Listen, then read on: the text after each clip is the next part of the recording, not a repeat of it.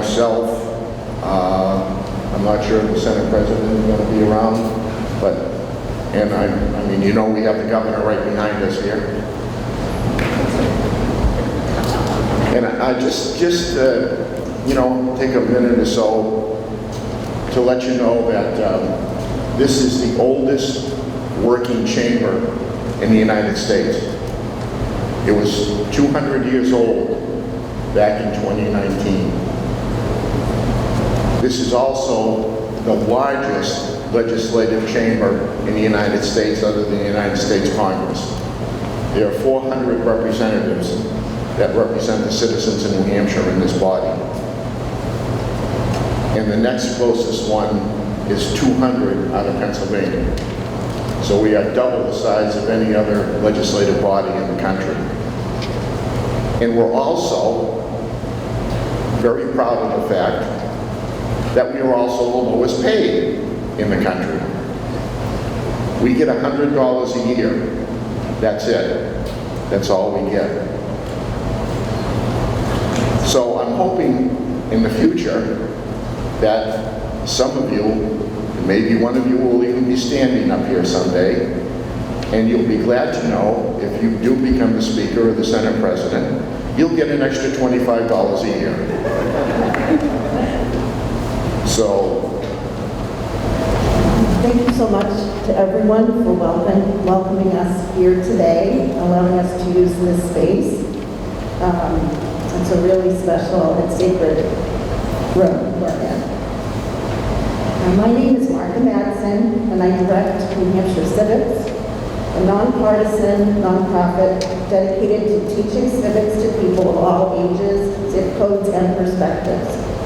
Our programs help people understand how our government works, how to find facts, and how to be good and active citizens. We believe that all New Hampshire residents deserve high-quality information, hands-on learning that lasts, and a confidence that their voice matters. People of all political opinions agree that civic education is the best way to unite our state and our country. And yet, the federal government spends 5 cents per student on civics, as opposed to $50 per student per year on STEM. I have a lot of respect for people who study science, technology, engineering, and math. As a cancer survivor, I'm very thankful, but we all are citizens versus not all of us are scientists. New Hampshire Civics helps to fill this gap, and I hope you visit New Hampshire Governor website as well as New Hampshire Civics website. We've certainly lived through some remarkable times over the past 2 years, but it remains of utmost importance that we remain steadfast in teaching government and citizenship and to provide opportunities for youth to practice their civic skills. This ceremony today is just one step in a year-long curriculum that's available free of cost to all of New Hampshire's 5th grade classrooms. Last fall, thanks to our coordinator, Julia Genest, and many teachers throughout the state, 1,500 students from all 10 counties participated in this program. It's a real-life, experiential program that reviews the branches of government and how they interact as identified in the New Hampshire Constitution. By the way, all the young people will be receiving New Hampshire Constitutions before they leave. It examines the qualities of leadership, requires engagement in research, and offers practice in campaigning and elections. In short, it teaches the knowledge, skills, and attitudes it takes to be positive and participating citizens. And I want to thank our partner, the New Hampshire Institute of Politics at St. Anselm College, for believing in this idea 2 years ago and taking a chance on it with us. Thanks to Ian Hammond, Neil Levesque, who we'll hear from later, and interns, Kayla Penagrosso and Julia Matt. And many, many thanks to the General Court for allowing the ceremony to take place here today. We thank the New Hampshire State Governor Advisory Board and our financial supporters, the Von Weber Trust, for Pony Automotive, and New Hampshire NEA. I would like to thank Amanda Pollard, New Hampshire Civic Program Manager, for all her work on this project. And many thanks to all the teachers who embraced New Hampshire's Kid Governor program during a very challenging time for education. And with that, I'm going to be introducing you to some very important people. Kid Executive Council, when I read your names, if you would just stand up and stay standing, okay? Because you're going to lead the pledge in a couple minutes. Eva Ashworth of Canterbury Elementary. Franz Haas is not able to be with us today, but he is from Stoddard. Tynan Jewett of Beaver Meadow Elementary in Concord. Jason Mills of Bicentennial Elementary in Nashua. Connor Nixon, Sutton Central School in Warner. Evelyn Reed, Maple Street School in Hopkinton. Thank you.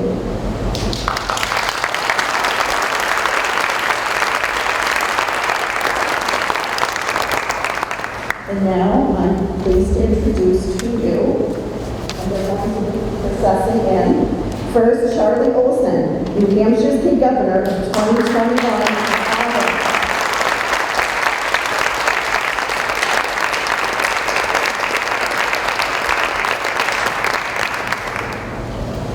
Charlotte Cotti's family members, John Cotti, Danielle Tiger, and Derek Tiger.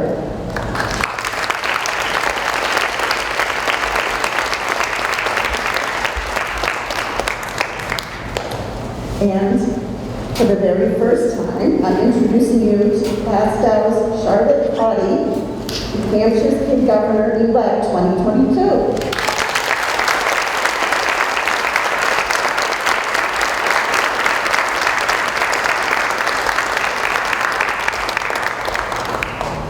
I would also like to recognize and thank House Speaker Schumacher.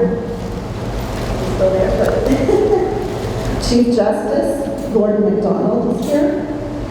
Executive Counselor Cindy Warmington, and Governor Christopher Snyder. And he is here, so that's exciting. Any other officials as well who are here today. I know we have some senators who are later going to give some Senate resolutions. Although we can't include the 1,500 students who participated in this room today, we are confident we're reaching them still through a live stream and a video that will be recorded and shared within a few days. Many thanks to Virginia Drew and the General Court staff for making this happen, as well as Dean Zanello and Joanne Robichaud of Timberlane Regional School District.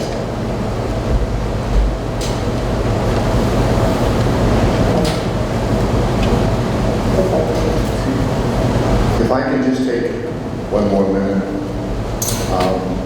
just so you know what a great honor it is to have you in here. We have not been able to have our sessions in this chamber last year or this year.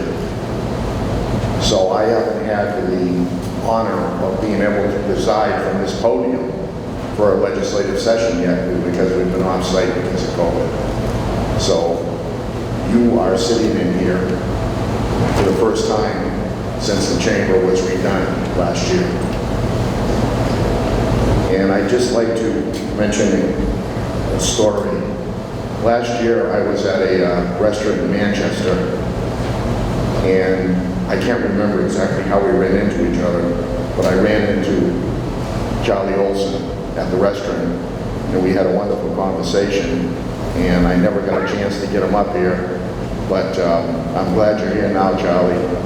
So congratulations for your successful year under difficult circumstances.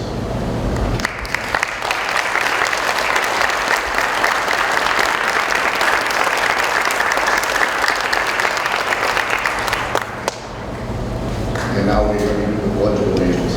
So the Kids Executive Council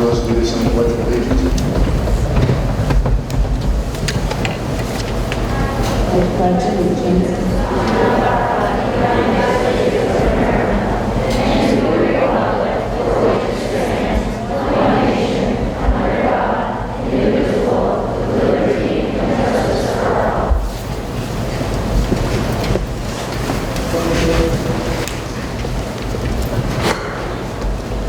At this time, I'm honored to introduce Charlie Olson, 2021's New Hampshire Kid Governor. He will deliver his farewell speech.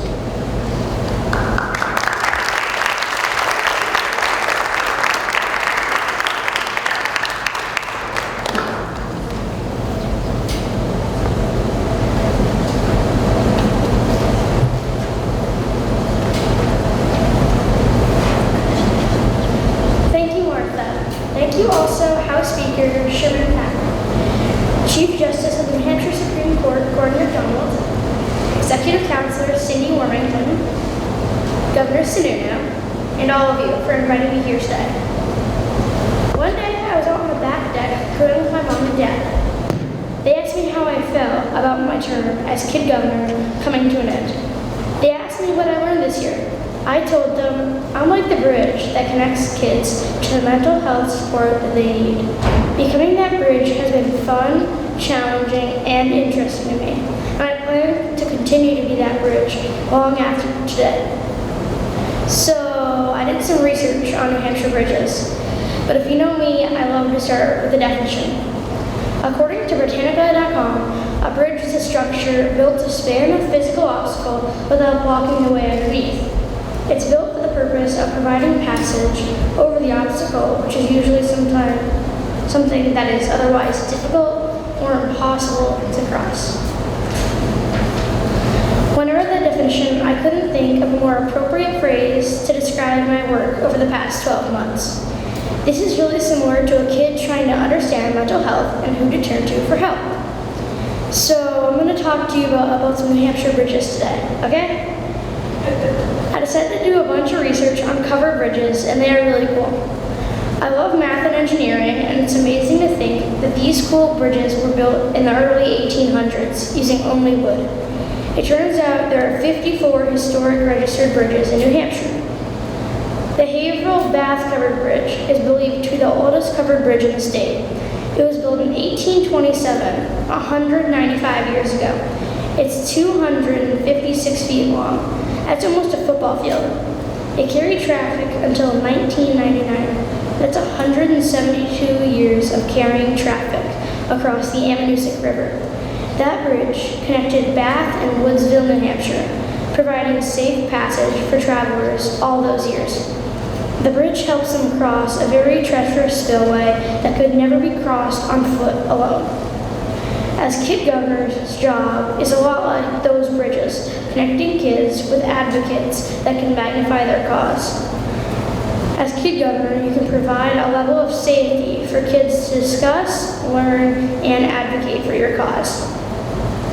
I've been spending my time as kid governor spreading the word and trying to eliminate stigma associated with mental health struggles. I've been invited to speak to many groups and created materials to support kids that are suffering.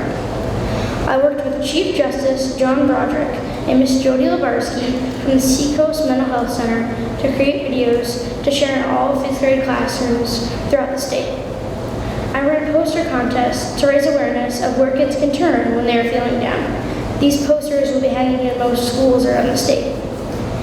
At the end of May, I teamed up with Chief Justice John Broderick as presenters at the Magnify Voices Expressive Arts Contest award ceremony at Tubal Music Hall in Derry. We were also 2 of the judges for the middle school entries. The kids that entered did some amazing work. There was a huge range of entries from essays, poems, songs, drawings, and paintings. I've spoken to school principals and school superintendents asking for their support with kids' mental health issues. There were great opportunities to remind our school leaders to make mental health a top priority. These are just a few examples of how the kid governor can be a connector between experts and the kids, just like the bridges are a connector. These historic bridges weren't built perfectly and weren't built miraculously to withstand extreme weather.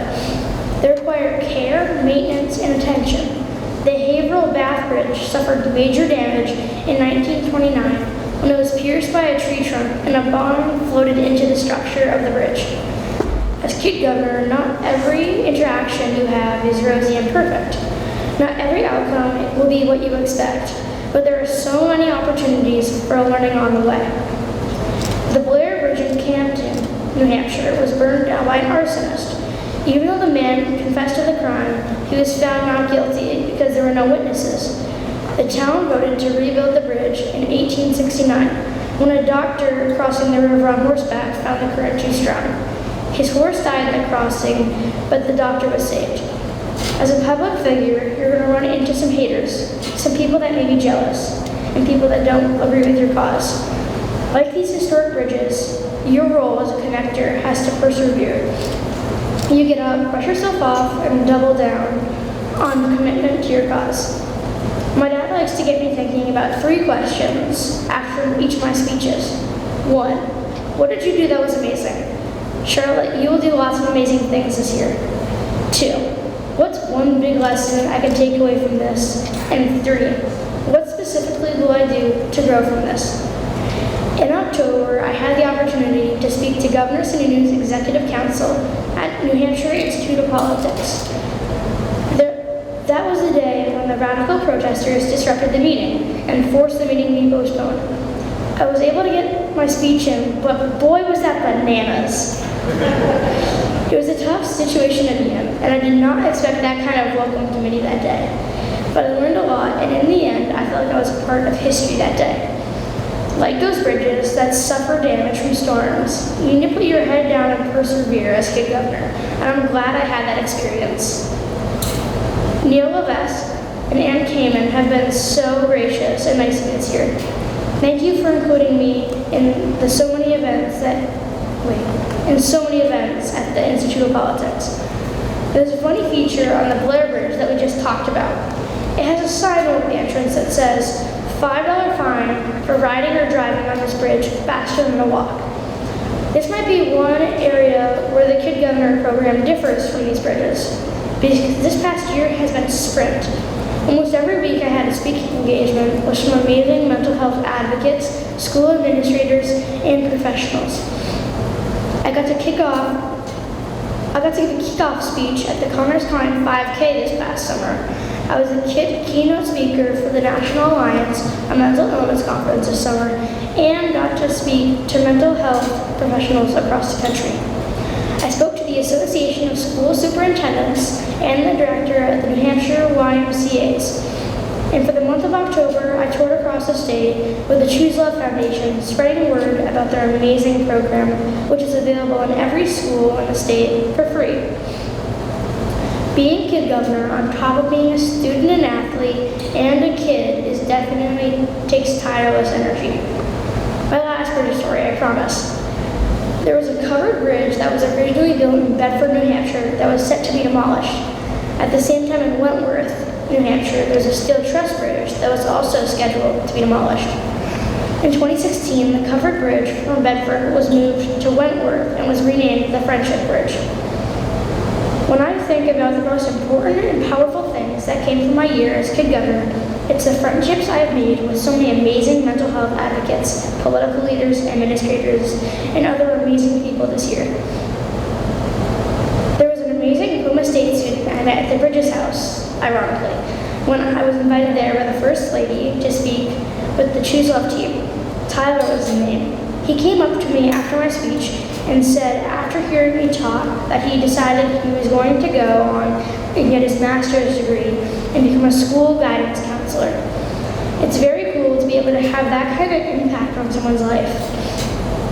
I've made some amazing friends this year, including Scarlett Lewis from Choose Love Foundation, Shannon Desolitz, the program director for Choose Love New Hampshire, Officer Lenny and his comfort dog Liberty, I call her Libs, Officer Jeff, First Lady Valerie Sununu, Governor Sununu, Holly Fenn from Reach One Teach One Love One, Carol LaMarche and Candace Porter from Connors Klein, Jody Labarsky from Seacoast Mental Health, Chief Justice John Broderick, Neil Levesque, and Ann Kamen from the Institute of Politics, Luann Janess, and Martha Madsen.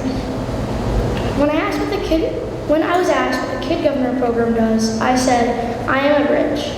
To be that bridge, you need to be a connector. You need to persevere. You need to bring tireless energy to your cause, and you will build amazing friendships. I am so grateful for this opportunity I have had to be that bridge for mental health this year. Charlotte, go forth and be that bridge for homelessness. And remember, you don't have to do this alone.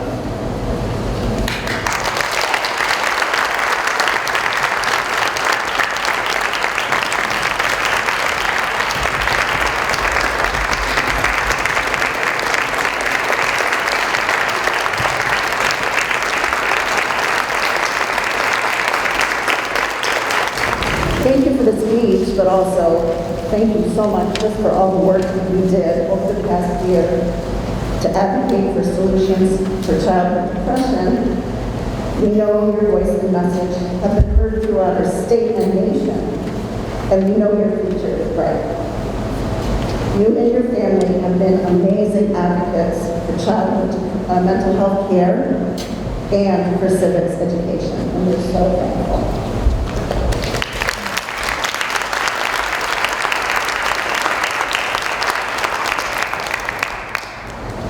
I'd like to introduce you to now the Executive Director of the New Hampshire Institute of Politics at St. Anselm College, Pollard.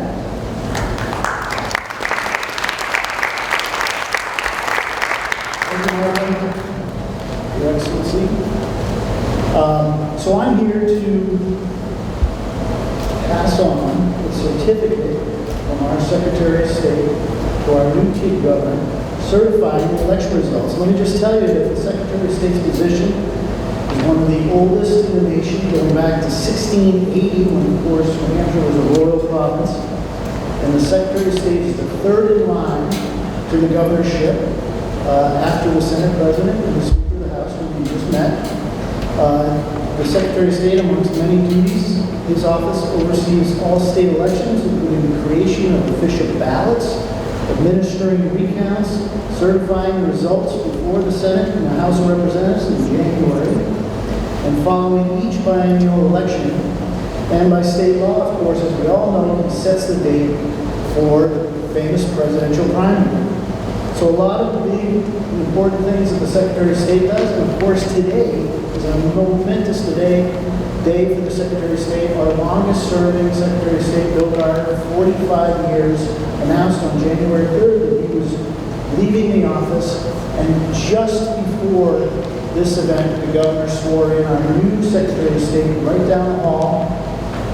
So Dave Scanlon now takes over that position. So let me read this, but the important thing is that this was signed, and probably one of the last things that was signed by our famous and beautiful Secretary of State. We, the undersigned, hereby confirm the results certified on November 12th, 2021 for the statewide election for office of the New Hampshire Kid Governor. We proclaim the victor, Charlotte Cotti, in the town of Plastown, New Hampshire. In testimony whereby I, hereto set my hand and affix the great seal of the state of New Hampshire at the State House in the city of Concord on this day, the 7th day of January in the year 2022. Signed, William M. Gardner, Secretary of State, and Luann Janess, New Hampshire Kid Governor, State Coordinator.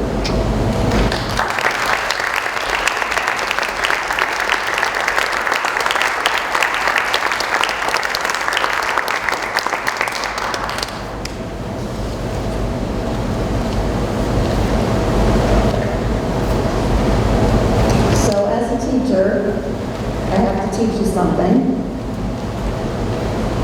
As you learned in 4th grade, I'm talking to Charlotte and Charlotte's class, and our executive counselors, and anyone else who's listening. As you learned in 4th grade and reviewed this past fall, our state government is made up of 3 branches. Each branch serves a different purpose, and the branches check and balance one another so that no one branch holds too much power.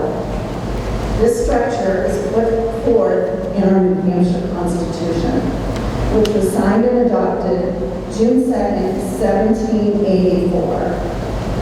I did some math. That was 238 years ago. and we still use this document daily. The state constitution holds foundational rules and laws that we live by, a kind of rules of the game for all of us living together here in Granite State. The oath of office that you will hear Chief Justice McDonald read aloud for Charlotte is adapted from our New Hampshire Constitution. Charlotte has chosen to be sworn in with her hand on a copy of our New Hampshire Constitution. Today we will experience firsthand the three branches of government in our beautiful state. We are honored to hear from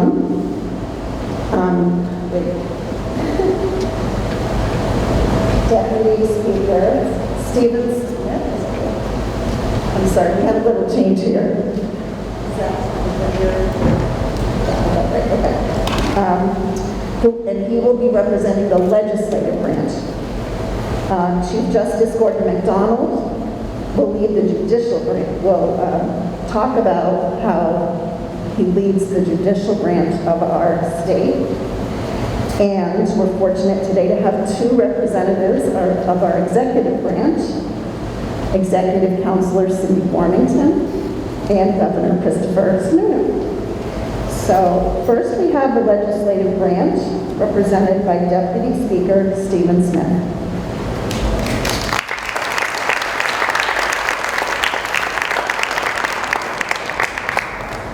Thank you. Good morning. So New Hampshire is unique in that there are just so darn many of us, 400 state representatives. What that means is that there's one for roughly every 3,400 people. So how a bill becomes law, it would stand to reason, since there's so many of us, since we work for you, you should be able to find one of us and say, there ought to be a law, or this law is stupid and I'd like it repealed. And we talk, and if we decided something can be done together, then I file the bill. Now we get to the most important number in New Hampshire government, 214.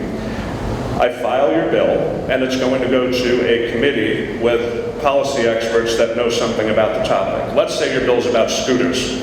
It will probably go to the House Committee on Transportation. There, I have to convince 10 or 11 of the experts on the committee, since there are about 20 of them and I need a majority, that your bill's a good idea. Now, if I succeed, they will report to the House, the entire House assembled, that your bill ought to pass. The alternative thing is they can say your bill is inexpedient to legislate, that means it should not become law. But let's assume victory, ought to pass. Now it comes here, and I have to convince 200 of my colleagues, in addition to myself, that your bill's a good idea. That's not easy sometimes. And if I succeed, I'm not done yet.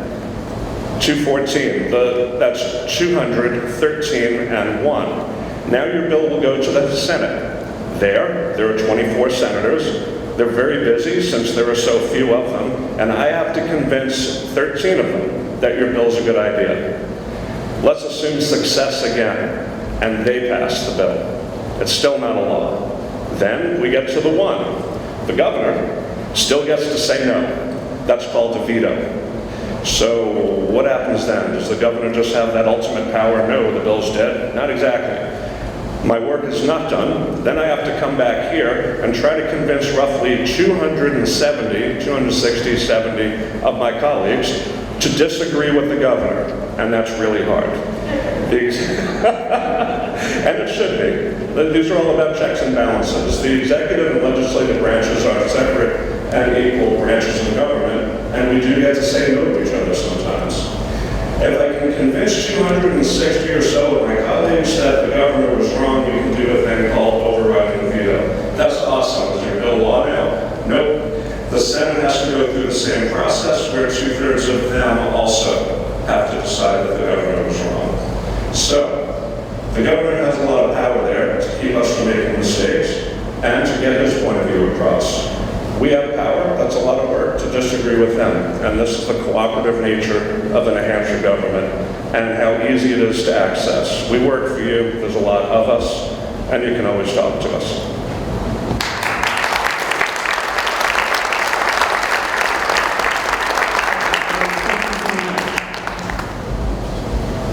Next, we have Chief Justice Gordon MacDonald here to speak about the judicial branch in our state.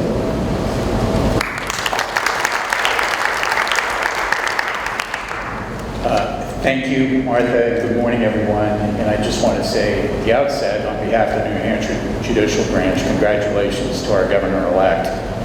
And to Governor Charlie Olson, I want to, on behalf of our entire state, thank you for your inspiration, your dedication, your perseverance, and your leadership on such an important issue, which is reducing stigma with respect to mental health. Thank you so much. A gubernatorial inauguration like this brings together the three branches of government and puts on display for you the most important foundation of our democracy, and that is the rule of law. The people, through their elected representatives, make the law. The executive, through the governor, interprets the law, and it implements the law. And it's the role of judges to interpret and apply the law. And the ultimate law of our state, as we heard, is the Constitution, which was adopted in 1784, as we just heard. And it sets forth the terms, this is the law, it sets forth the terms of the governor and the oath that the new governor will take, and that's why we're here.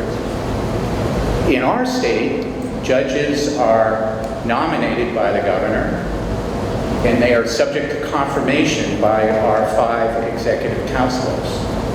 There are about 65 judges. We have 3 courts, 2 trial courts, and 1 appellate court called the Supreme Court. And the Chief Justice is the head of the entire judicial branch. Judges sit in courthouses around our state. There are 41 of them, serving each one of our communities. And when someone is accused of a crime, it's a judge or a jury that will decide whether that person is guilty or innocent. And it is a judge that will decide how long that person might serve in jail or in prison. Similarly, when 2 parties have a dispute, an argument under the law, they'll come before a judge. And the judge's role is to hear the 2 sides and decide the matter between them. Whatever the dispute is that comes before a court, our job is to listen to everyone and then decide what is fair and what the law requires. All judges wear black robes like this, one I'm wearing today. And those robes are intended to symbolize that a judge is completely neutral and dedicated to one thing, and that's upholding the rule of law. So much in the same way that we're here today, the symbol of the robe, this event, this inauguration symbolizes the rule of law, the transition of power from one governor to another. And it truly is an honor to be here. And I thank you all for being here as well.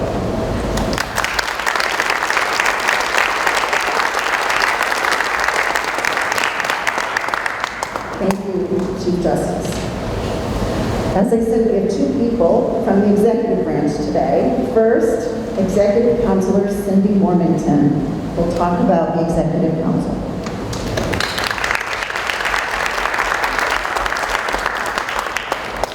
Thank you. I just want to say it's very rare that an executive council gets to speak before the governor.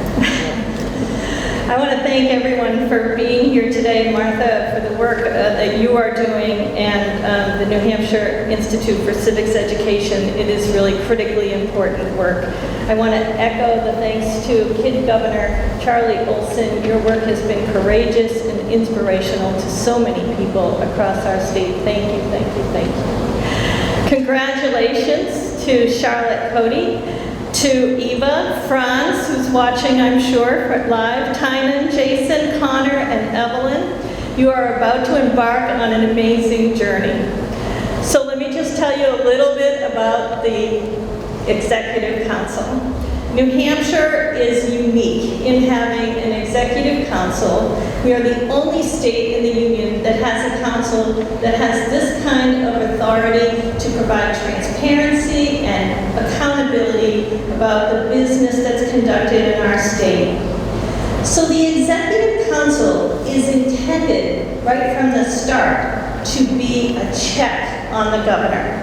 So what does that really mean? It's my job to keep an eye on him.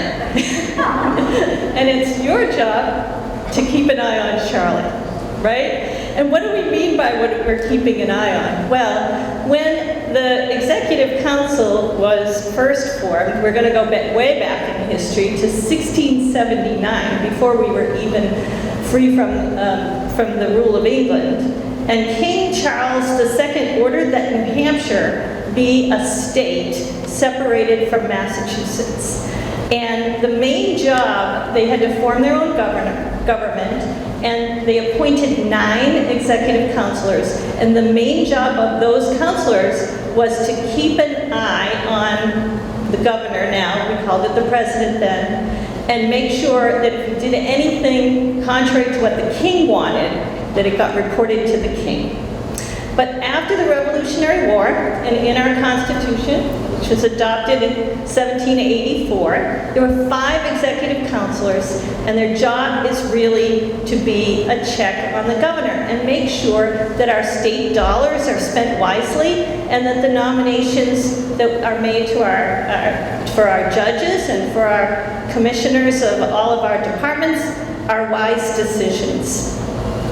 So this is all in the Constitution. So what does an executive council really do?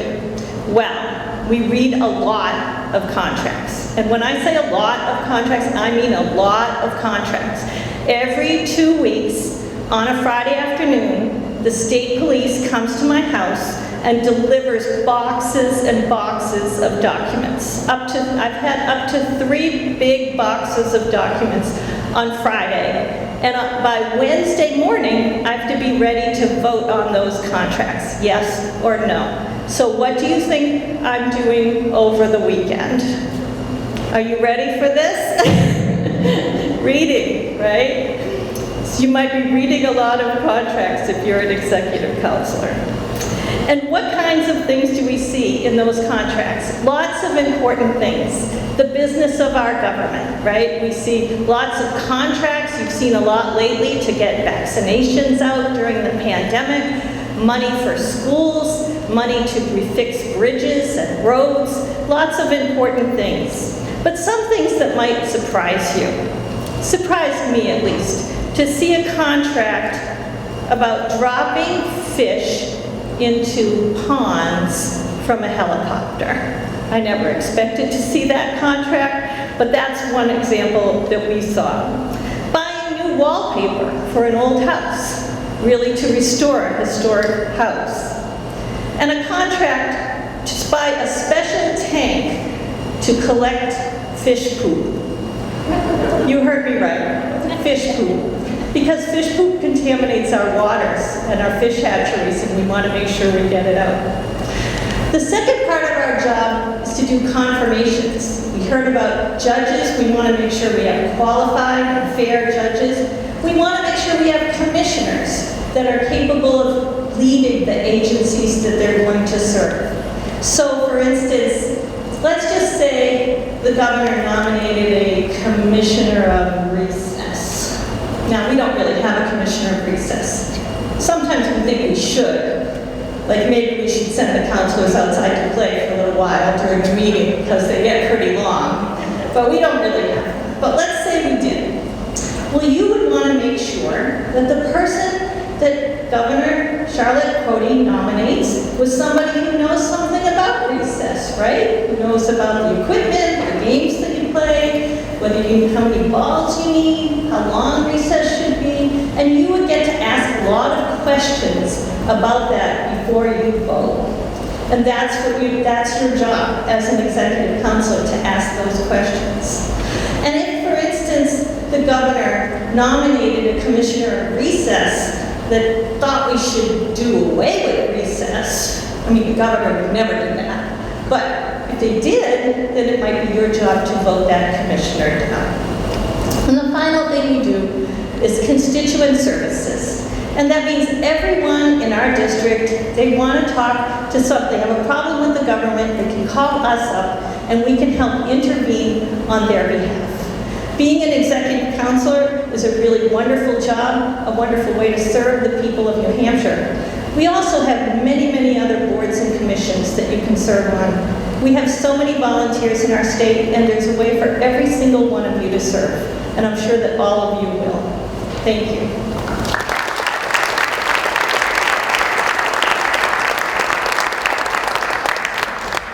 Thank you, Executive Council Warmington. And last, but certainly not least, we are very fortunate today to have our governor here, Mr. Sununu, and he also is an important part of the executive branch.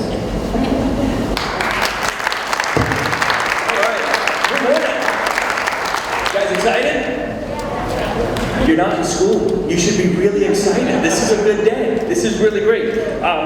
So a couple of things. I'm going to try to be pretty quick, and thank you, Executive. I want to go on the record. I'm pro recess. I would never do away with recess. I just want to make that very clear. But thank you, Councilor Warmington. So this is a really, really unique day for a whole variety of reasons. As Neil referenced, for the first time in 45 years or whatever, we have a new Secretary of State that was sworn in just moments before you guys are being sworn in. Maybe it'll be another 45 years before we get another one, but I'm going to guess that a lot of your parents aren't even 45 years old, so it's their first new Secretary of State as well. So it's a pretty unique day here at the State House, and it's pretty great because you guys are here. As was the speaker referenced, we haven't had many guests in the past couple of years. Only the past couple months did tourists start coming back, and schools start coming back, and kids start coming back to tour the State House and talk about civics and all the great things that can happen in a place like this. At the end of the day, what I really want to leave you guys with, it isn't all about the State House. I mean, this is a pretty amazing place. But our job is to open up lots of doors of opportunity so that more at the local level, whether it's your parents or your selectmen or whoever it might be, they get to have a lot more flexibility, and you guys have a lot more flexibility in what you can do in your communities, right? That's what it's all about. It's not about a big government just, pushing down. It's really about opening those doors of opportunities, and also with the checks and balances. The fact that there are kid governor programs all across the country. I believe this is the only one that has an executive council. Well, the only one that has an executive council that does anything, I'll tell you that. Because we're one of the only states in the country that has an executive council. You guys are amazingly unique. Now, I am I lean towards the executive council because I used to be an executive counselor as well, just like Councilor Warmington is now. Maybe she'll be governor someday, who knows. But the fact that we have this amazing checks and balance system that goes all the way back to King George I, I believe. And as Councilor Warmington said, they used to call the governor the president of the colonies. Maybe we can go back to that? I don't know. I like governor though. Governor's pretty good. I don't want to have to change the nameplate. But we really have an amazing system here where we have lots of checks and balances. So no one person or no one body has too much power. We have this amazing Supreme Court Chief Justice in Gordon MacDonald. And our process there, the judicial has a process, the legislative, the executive. Even within those branches, there are checks and balances. The Senate and the House have to agree and all of that. But at the end of the day, it's a really, really good system. And in fact, because it's so representative, right, for the people, because there's 400 representatives as was discussed, it means the people really have all the power in the say. More say here in New Hampshire than anywhere else in the country, right? The power of your parents voting, your citizens voting, your voice has way more power here in New Hampshire than anywhere else because it's so representative, right? And because, I'm going to guess, Senator French, how are you, Senator French? Good to see you. So many folks have you have your representative cell number, and if you don't, you should hound them for it. They'll give it to you. Get my cell number, just look on the internet, it's there. Or the senator's number, or whatever it is. You can call, when you need something, you can call someone. It doesn't mean they all can always agree, and wave a magic wand and just make whatever you want happen, but your voice has a tremendous amount of power, and you have a tremendous amount of access. And that's why this process is so unique. And that's why, going into the kid governor, Charlie did an incredible job as governor. Charlie had the ability to step up, talk about his issues of mental health or whatever was going to be of that day. He always had something new he was bringing to the table, and we were able to really do a lot with that, right? And just like Charlie, there is a lot ahead of you. I know you've got to be excited. A lot of ideas swirl in there. I read a bunch of the different applications, the papers that were written, and the presentations that were done. I love yours, by the way, big fan. I want a picture. I'd like a selfie with you later if you're willing to do it. But the fact that it isn't just writing a piece of paper and coming to a little ceremony, but the fact that you can really have a voice and really have an impact. Charlie's ideas were so good, we literally put millions of dollars behind his ideas at the state level, right? We didn't just talk about it, we did it. We were able to do a lot of that stuff, and that's the opportunity that a lot of you guys have. And the fact that you're here means you're engaged, which is awesome. 1,500 kids got involved this year. That is an amazing number. The program is 3 or 4 years old, right? 4 years old. 4-year-old program, 1,500 kids across the state are already getting engaged in it. That is wicked cool. It really, really is. And another big thanks to Neil Levesque, who runs our Institute of Politics, which is one of the most unique and interesting places in the country if you want to talk about government and giving up your time and all of that. You always know Neil because he has that goofy orange tie on all the time. It's like Harry Potter or something. I don't know. That would make me double over. But we have all these different institutions that aren't just part of this government, but are part of our communities that really help and support what we do. And most importantly, getting back to the main point, help and support to make sure your voice, your ideas can come right to the top, and we can actually do something with them sometimes. So it's pretty cool. It really is. I just want to thank everyone again for coming. It is great to see faces in the State House, and thank you to the parents for supporting the programs. I'm going to go on as long as you can so you don't have to come back to school. We'll just keep delaying and delaying up. Well, yeah. This, trust me, I mean, what's better than, I know having a bunch of politicians talk at you for an hour can seem like torture. I guarantee you it's better than a spelling test. I guarantee it's better than a spelling test. I was always terrible at spelling. But congratulations again to Charlotte and to the executive council, and really thank you for all of you guys for getting involved, for all the other participants in this program. There's 1,500 kids would love to pack into this room and say thank you to. We want to keep growing it, so keep talking about it. We want to keep making this special. Not every state, I talked to a lot of governors about this program. Not every state is doing this program yet. And so when we talk about the success of what you guys are doing, I then bring that to other governors. Governor Youngkin is a new governor down in Virginia, and he has specifically asked about this program because it was where one of the most successful states in the country with it, frankly. And before he's even governor, I think he gets inaugurated next week. And before he's even been inaugurated as the governor in Virginia, he was asking about our kid governor here program here in New Hampshire. So that was pretty awesome. Big thanks to Martha and Luann. What you guys have been doing over the past couple of years here is awesome. All through COVID, didn't slow down. If anything, we kind of amped it up, right? While other places slowed down. It's pretty cool. So just want to thank everybody again for being part of it, making it so special, and giving us something a little extra to brag about here in New Hampshire. Thank you guys.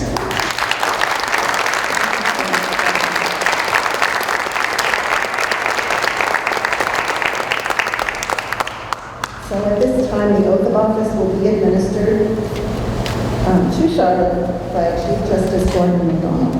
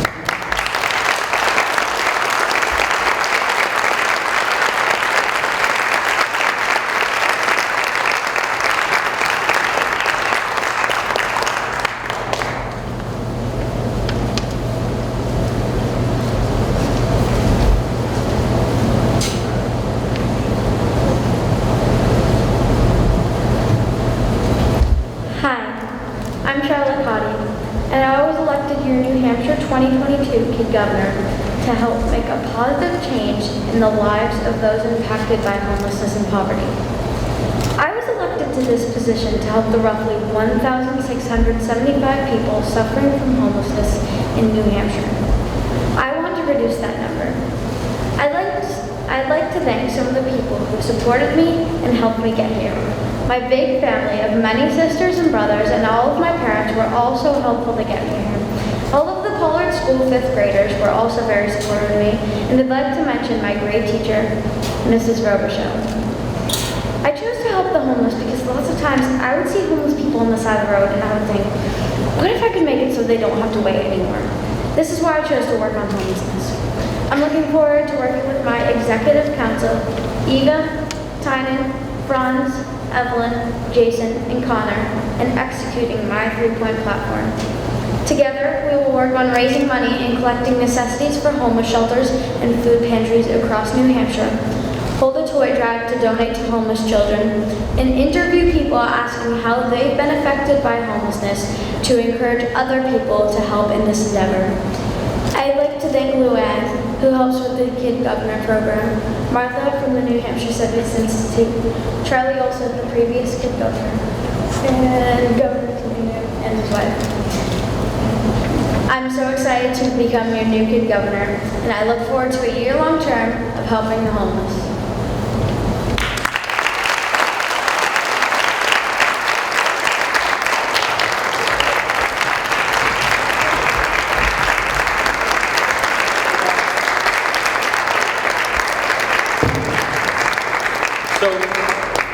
I want to say something. So Valerie, my wife, Valerie, unfortunately could not be here. This is one of her biggest programs. She loves it so much, and the fact that she can't be here this morning because of the scheduling change and all this other stuff, she's very upset. We had a long conversation about it this morning. But we started a tradition. I always wear this pin. And it's a really hard pin. I think they actually started making more of them because they stopped making them for a long time and I complained. And I've been wearing this pin for exactly 1 year, haven't taken it off since I gave my last one to Charlie, and then I had to find a new one. So this, Charlotte, is for you. I'll let you pin that onto your sack. All right. Get it. Let's go. Here, I'll let your parents hear, because I don't want to poke you in the face. All right. We'll see. You'll have it on next year when you see it next year? All right. Excellent. Great job.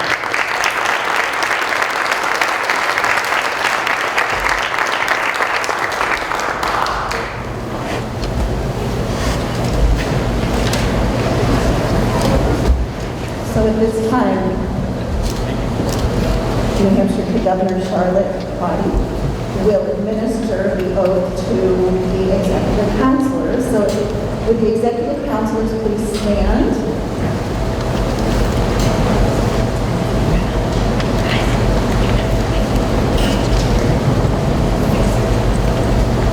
Please raise your right hand.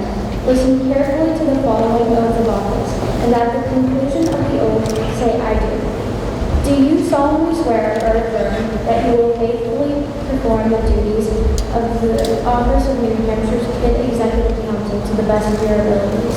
So help you God.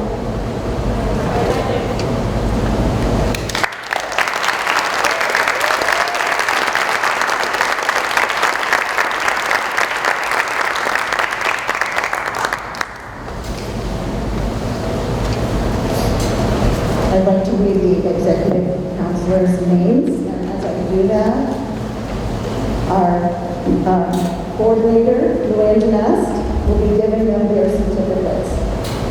Is that right? Okay. So first, we have Eva Ashworth, Canterbury Elementary in Canterbury.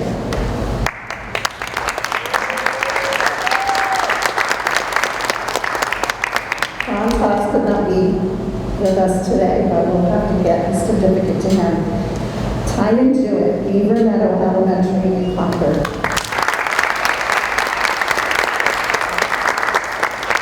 Jason Mills, Bicentennial Elementary in Nashua.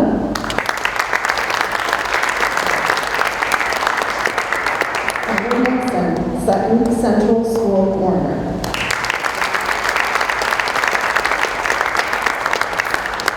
Evelyn Reed, Maple Street School in Hopkinton.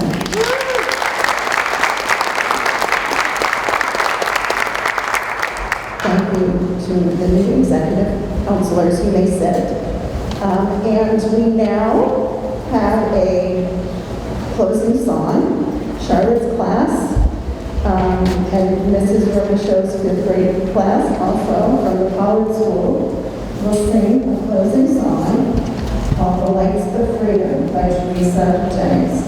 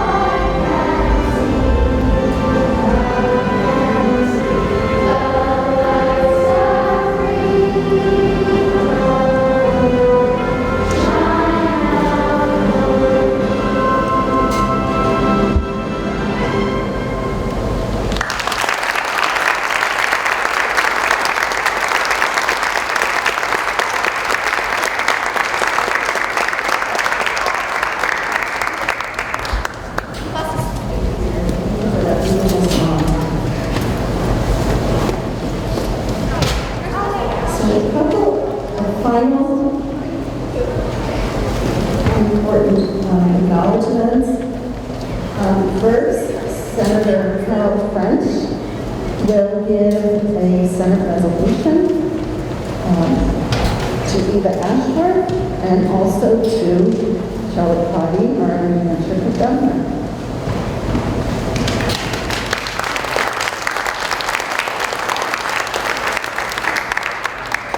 Congratulations.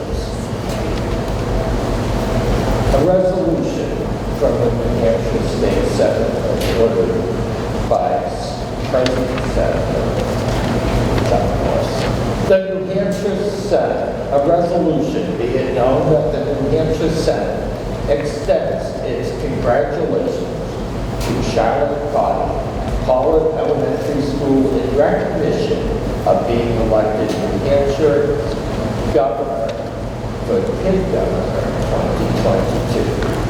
And be it further known that the New Hampshire Senate extends its best wishes for continued success.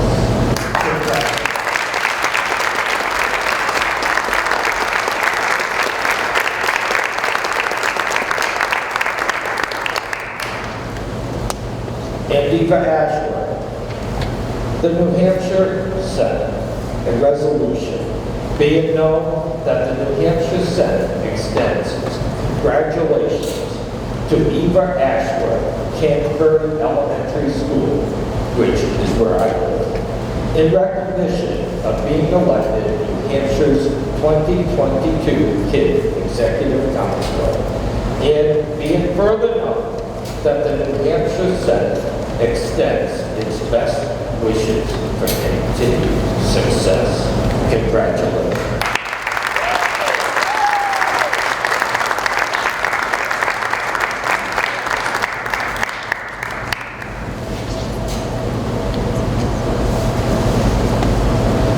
Hi everyone, my name is Senator Becky Whitley and I represent District 15. And I am actually very lucky because I have 3 new executive counselors in my district. So I'm super proud of that. I'm super proud of everyone who applied for this program, to our new kid governor and our outgoing governor.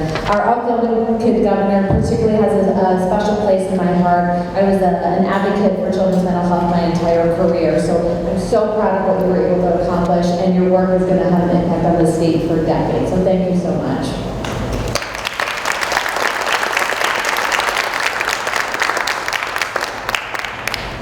So I'm excited to read a resolution today for actually 4 executive counselors.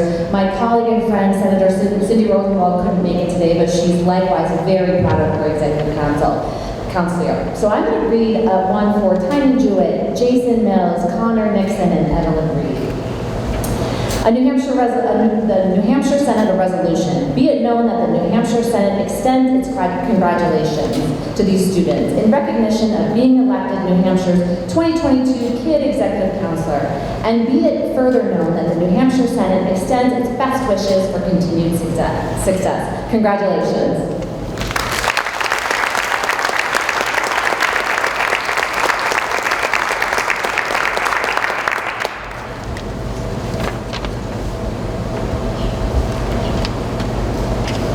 I also have an acknowledgement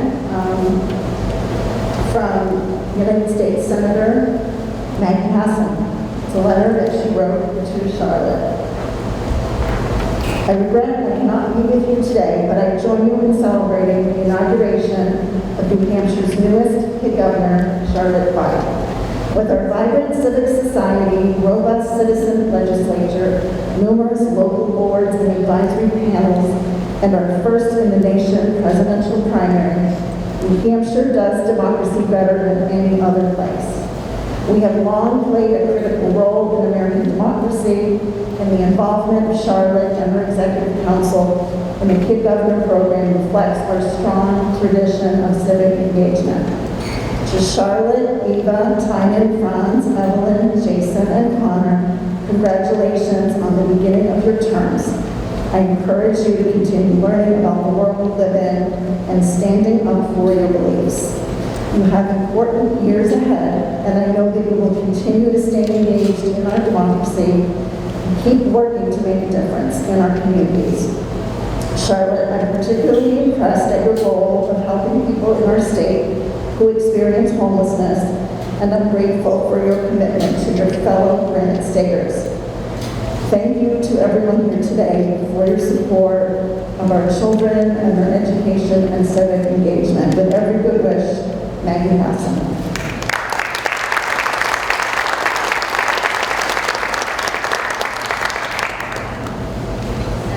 Neil Beck will have a few closing words.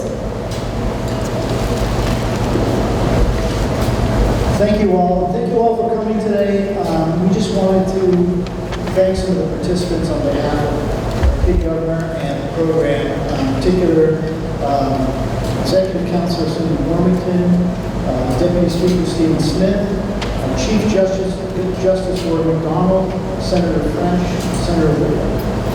A few people that really make this work: Ann Cannon from the Institute of Politics, Virginia Drew, who's a champion of this building, and really helps us with everything that we do to put this program together.